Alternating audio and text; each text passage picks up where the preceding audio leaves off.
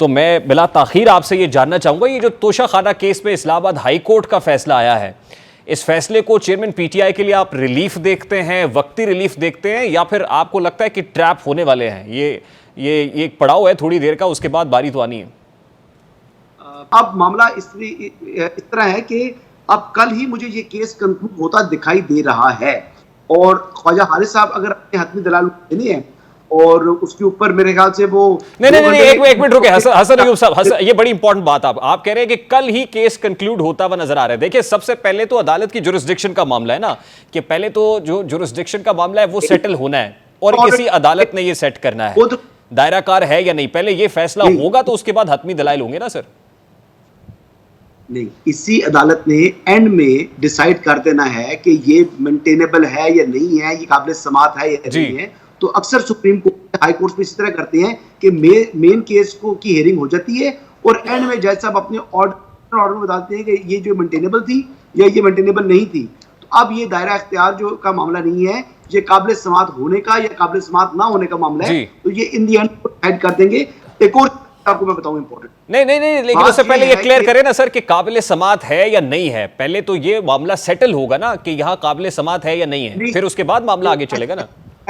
पहले final arguments होंगे और उसके बाद जज साहब डिसीजन में कहते हैं कि काबिल समात है या नहीं है। और अब जो है, क्योंकि जो ये मामला है ये काबिल समात से मुतल्लिक है, ये जुरिस्डिक्शन से मुतल्लिक नहीं है, तो जुरिस्डिक्शन वाला मामला खत्म हो चुका है।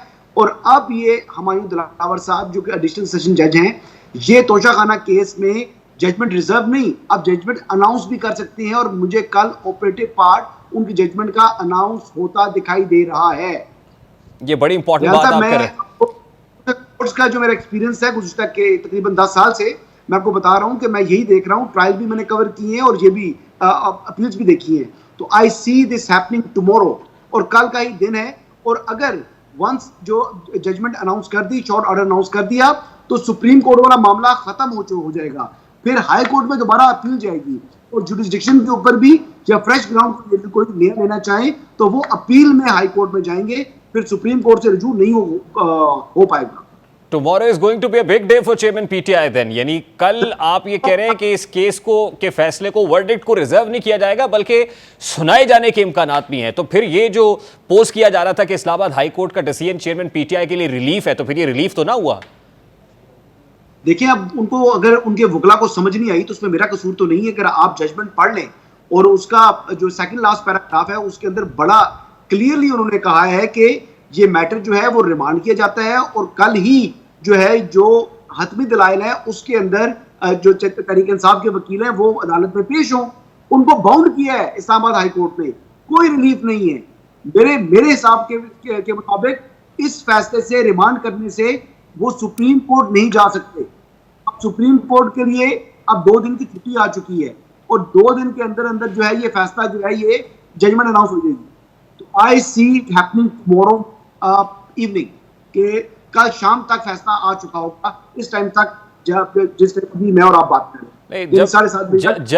जब इस्लामाबाद हाई कोर्ट के डिसीजन में लिखा गया है कि चेयरमैन पीटीआई के जो वकला हैं और उनके गवाहान को हैं उनको पॉजिटिवली सुना जाए, उनको टाइम दिया जाए, तो आपको लगता है कि कल ही के दिन इलेक्शन कमीशन ऑफ पाकिस्तान के गवाहान को तो सुन लिया गया, वो ठीक है, उस पार्ट के ऊपर तो मामला कंप्लीट है, लेकिन यहाँ से मामले ये कंप्लीशन कल ही हो जाएगी? कल ही के दिन ये इतना इजी है कि इनको सुनने के बाद जज साहब, तो फिर तो ये तासुर नहीं बनेगा कि उजलत क्या है हुमायूं दिलावर साहब को, या ट्रायल कोर्ट इतनी जल्दी में क्यों है?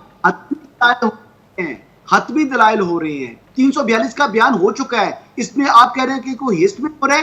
कल जो है वो 43rd हियरिंग होगी इस केस की। कितनी हियरिंग होगी?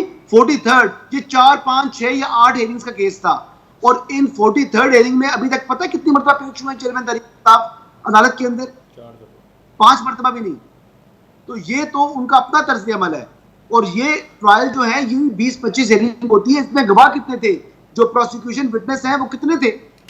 और आप देखिए डिफेंस के विटनेस जब उन्होंने दिए वो तो टैक्स रिटर्न से मुतालिक थे। तो ये मामला टैक्स रिटर्न का नहीं है, ये मामला इलेक्शन कमीशन में जो फॉर्म भी आपने सबमिट किया है गोशवारों का है।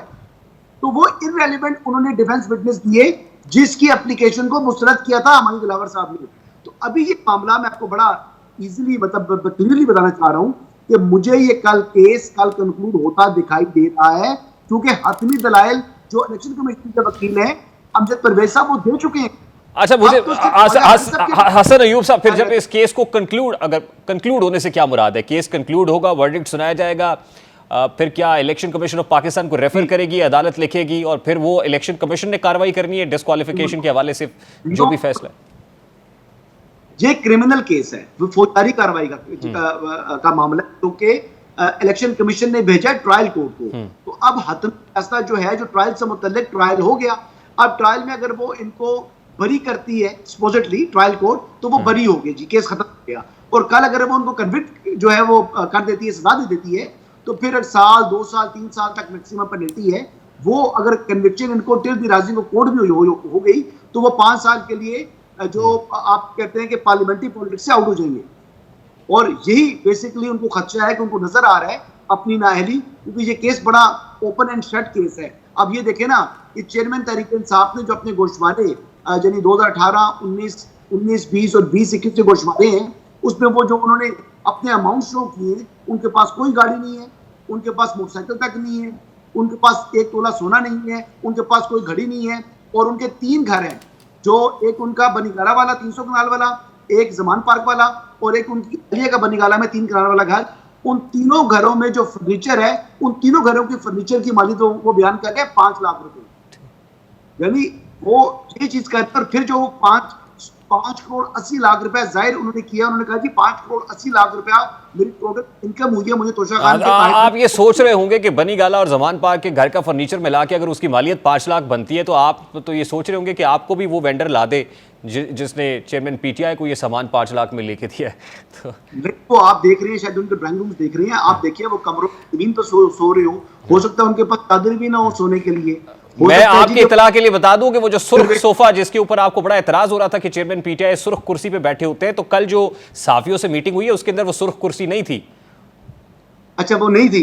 अच्छा, लेकिन ये चीज है कि उनके पास 4 बकरियां हैं, ये आपको बताऊं, बड़े दरवेश आदमी है। और आपको पता है कि वैसे भी जो चरवाहे होते हैं वो बकरियां चराने वाले, तो वैसे भी उनको हमारे इस्लाम में जो पैगंबर भी गुजरे हैं, हाँ। तो वो भी बकरियां जो है वो चराते रहे। और ये सजीदा बात कर रहा हूं मैं। तो ये चेयरमैन तहरीक इंसाफ ने अपने 4 साल के जो गोशवारे जाहिर किए हैं, उसमें बकरियां उनकी इंटैक्ट हैं, ना बकरियों में इजाफा हुआ है, ना बकरियां कम हुई हैं, वही 4 की 4 बकरियां हैं। लेकिन ना उनके पास ट्रैक्टर है, ना गाड़ी है, ना मोटरसाइकिल है, ना ज्वेलरी है, कुछ भी उनके पास नहीं है। चले, कल का दिन बड़ा इंपॉर्टेंट होने वाला है। हसन अयूब साहब, thank you very much for a deep insight. बहुत शुक्रिया। हमारे साथ सलीम बुखारी साहब मौजूद है। बुखारी साहब, बगैर किसी तवक्कुफ के मैं ब्रेक नहीं लेना चाहता, मैं चाहता हूँ नॉन स्टॉप जो है ना मामला चले। तोशा खाना मामले के ऊपर तो आपने सुना कि क्या चल रहा है, मुझे बात करनी है सर